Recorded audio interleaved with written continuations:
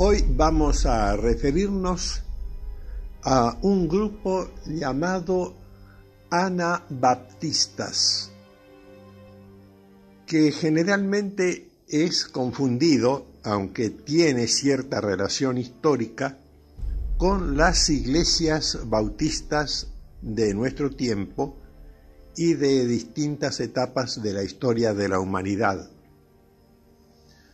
Pero este nombre, Anabaptistas, tiene su origen en otras cosas que quisiéramos explicarles a ustedes para que comprendamos exactamente la diferencia que hay entre anabaptistas y bautistas, pese a que algunas enciclopedias lo ignoran y algunos diccionarios confunden a los bautistas con los anabaptistas y también a la inversa.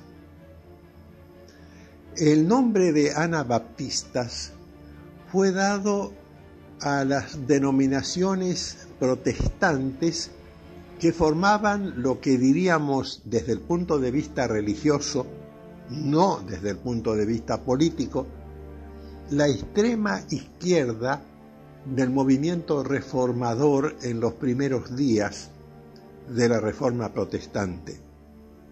Repito que no eran la extrema izquierda en el sentido político que hoy tiene esa expresión, sino en el sentido de su posición religiosa.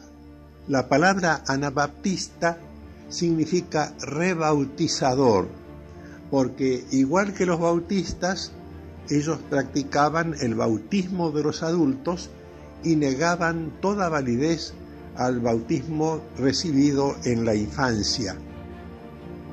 Algunos de ellos llevaron este principio a sus últimas consecuencias y la asociaron con ciertas concepciones revolucionarias sobre la organización política y social, pero esto fue después, entonces sí se los podía identificar políticamente, aunque obviamente no tenían ninguna relación con el marxismo, ni con el comunismo, ni con otras cosas que pertenecen al siglo corriente.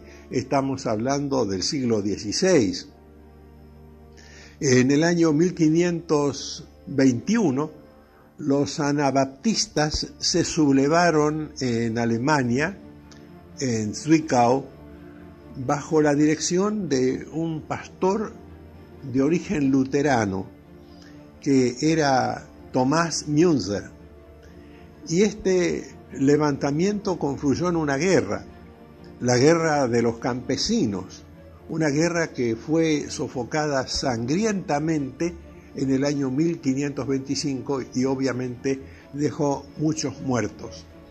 Pero los anabaptistas sobrevivieron y más o menos entre los años 1532 y 1535 hicieron un segundo intento de establecer una teocracia, es decir, una institución civil, una especie de gobierno supuestamente dirigido por Dios. Y esta vez lo intentaron en Münster, en Westfalia. No hay que confundir esta ciudad de Münster con el pastor Müntzer, que fue el que dirigió el movimiento anabaptista al principio. En este caso, el gobierno del grupo anabaptista estaba al mando de un hombre llamado Johann Bockhold, que era un sastre y que después fue más conocido como Juan de Leyden. Y en este lugar ellos actuaron como verdaderos insurgentes y resistieron un año sitiados por las fuerzas militares regulares. Durante ese periodo de resistencia establecieron la comunidad de bienes, pero dieron rienda suelta a las manifestaciones más extravagantes del entusiasmo religioso. Estos anabaptistas eran extravagantes hasta el extremo que no es posible emparentarlos de ninguna manera con los bautistas de hoy. parecían más bien una de estas sectas raras, exóticas, que están surgiendo en nuestro tiempo. Por ejemplo, en aquellos años, Johann Buchholz dijo que él era sucesor del rey David y además afirmó que estaba autorizado para practicar y autorizar o sancionar la poligamia. No nada que ver con los mormones, que posteriormente, siglos después, proclamaron también ciertas formas de poligamia en su época. Pero fíjense ustedes que no podemos decir que estos anabaptistas eran cristianos. Desde el punto de vista de la Sagrada Escritura, el cristianismo impulsa la monogamia, es decir, que cada hombre tenga una sola mujer. Pero la ciudad de Münster fue tomada por asalto y entonces Buchholz, o Juan de Leyden, como se le llamó también, junto con sus principales seguidores, los líderes anabaptistas de este grupo extraño, extravagante, anticristiano, fueron ejecutados. El anabaptismo entonces no quedó como un movimiento político y social, ni de extrema izquierda, ni de extrema derecha, ni tuvo ninguna influencia en el pensamiento socialista, sino que quedó y sobrevivió solamente en el aspecto religioso, es decir, en cuanto al bautismo de los adultos, que es también una característica de las iglesias bautistas y que ha llevado a confundir una cosa con la otra. Tal vez los periodistas y los investigadores están equivocados en cuanto a su documentación. Yo lamento consultar enciclopedias que confunden a un grupo con el otro. Los anabaptistas que quedaron fueron después absorbidos por otro movimiento religioso que no es precisamente el que llamamos de las iglesias bautistas, sino el movimiento llamado menonita.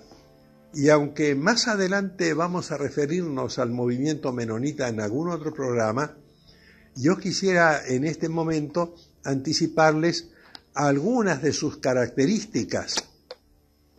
En su origen, los menonitas habían sido bautistas y algunos anabaptistas, pero heredaron, se contagiaron de la costumbre de los anabaptistas, se negaban a prestar juramentos, se negaban a servir al Estado, se negaban a llevar armas y crecieron rápidamente allá por el fin del siglo XV y hasta mediados del siglo XVI, cuando tuvieron un líder que se llamó Menno Simons, de ahí viene el nombre menonita, de Menno, que había sido en su tiempo un sacerdote católico. Y Menno fue elegido anciano de los bautistas y líder de todos ellos, y después formó su propio grupo al que se agregaron los anabaptistas. Y entonces empezaron a tener doctrinas pacifistas y anarquistas que hicieron que las autoridades los miraran con malos ojos. Allí fueron a parar los anabaptistas.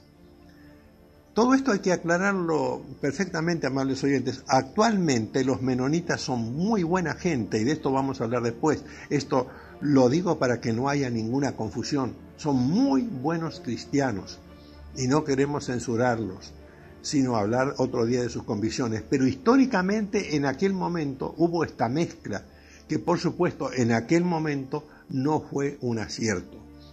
De todos modos, la historia continúa y el tiempo se nos acaba por hoy, amables oyentes, así que continuaremos muy pronto y daremos más información.